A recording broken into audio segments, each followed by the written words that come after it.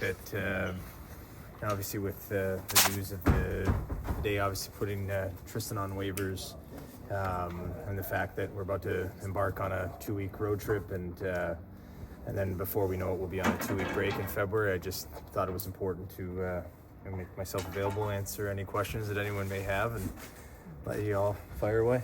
Kyle, it looked like Tristan rather had made some progress after he was in Wilkes-Barre earlier this season, but apparently not enough. What ultimately led you to this decision with him? I think we had committed to when he came back, giving it some good runway, and I credit Andy Kyoto and Sully.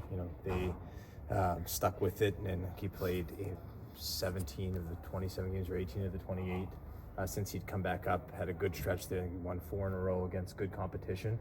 And then from my view, but it was just be patient, see the way that it unfolded, and as we got through, with this kind of date in mind, Josh being important for us because we're about to go on the road for a couple weeks, and felt that would be enough time to measure it, and at this point just feel that it's best in the long run for the team and for Tristan to allow Joel to come up here, and we think over the past year and a half with his play in Wilkes-Barre and when he's been up here with us, he's earned the right to have a go at it, and we get a chance to see what he can do in a prolonged look. How did he take the news when he got out?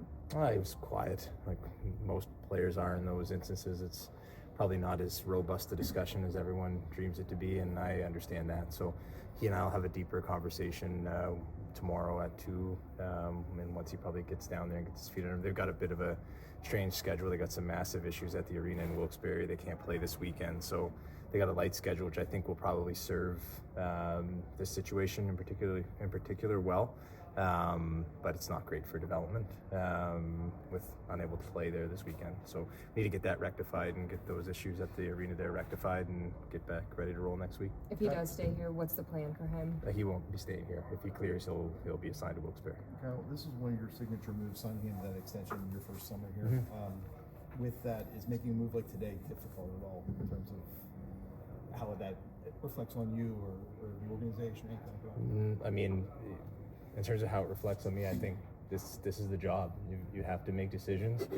The job is to make as few mistakes as possible, acknowledging that all of that is out there in the open for everybody to judge. And I understand and agree with that. You're not going to get any defense from me on it. It was my decision, and within the first couple weeks in being here. So that was a decision then. I also would say with goaltenders in particular, you have to be careful about writing the obituary too quickly, because we've seen a lot of guys in the league that have been able to come back. I think we've talked about that a little bit when Tristan went down on the conditioning stint. So it's up to him to go down there and use it as a full reset if he does get through, and roll from there. But in terms of how it's, I think it would speak worse of me if it was a mistake and we prolonged it and continued to try to force it.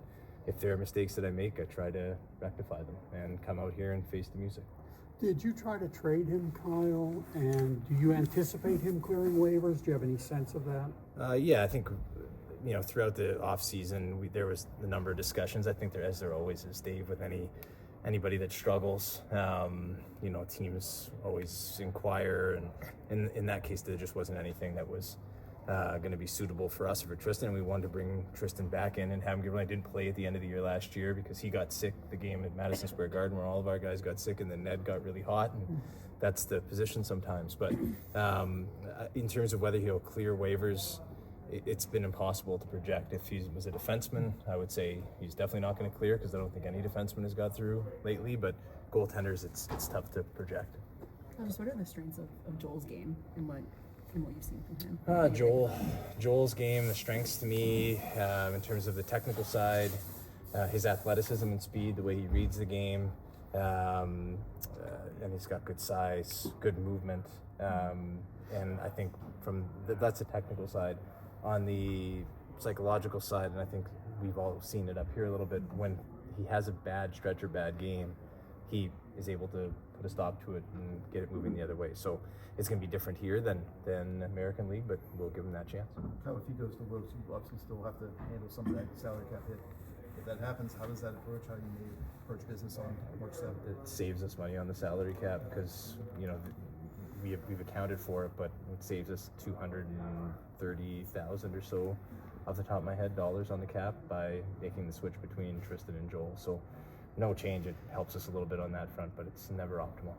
Kyle, back in training camp, Sully had mentioned how good a shape Tristan showed up in. Yes. And he had the slow start. He goes down to the AHL, as you mentioned, and he comes back and seemed to find his footing a bit. Just with maybe a disappointing or tumultuous season for him, how, from your perspective, do you think he had handled all of that? I think number one, objectively, he came in.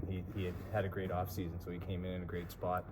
It was a credit to him. And then, I think throughout this whole stretch, he's continued to come in here, put the work in. That's not been a question at all. That just, hasn't materialized the way we would like it to on the ice. And at this level, you get to the point where you have to do what's right in the long run, and for him and for us.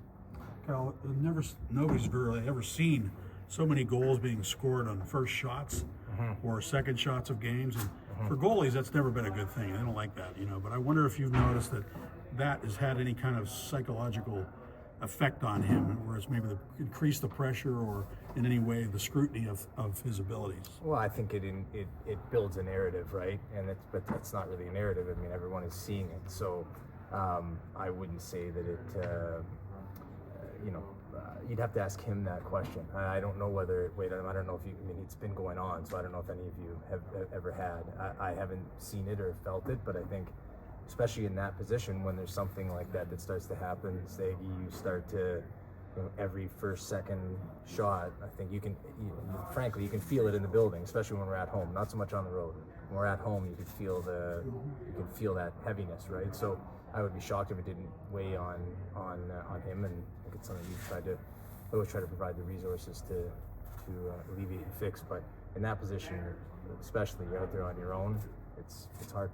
Kyle, is he fully healthy? Is Tristan as healthy as he was a few years ago? Is he fully healthy now? There's zero health issues. Kyle, if he does indeed clear, do you think the plan is for him to stay in Wilkes-Barre for the duration of the season? Would you consider at some point bringing him back up, or do you think it's best for him just to stay down there? What I said to Tristan today, Josh, was that we view this as the previous stint was as it was deemed, conditioning and ability to go down there, try to get his big game back on track. Know it was going to be 2 weeks. There's no timeline on this one, so the job is now, if he were to clear, to go and earn his way back up. So it's so circumstantial with this. I mean, one injury, a prolonged solid stretch from him would be great. But the other part is we've got Philip Larson down there. He's also played well. We've got Miroshov, who's put together a great year in the ECHL. So we have to be mindful of keeping that on the go as well, because for the long run of the organization, that's vitally important. Thanks, Kyle. Thanks. Coach in a minute.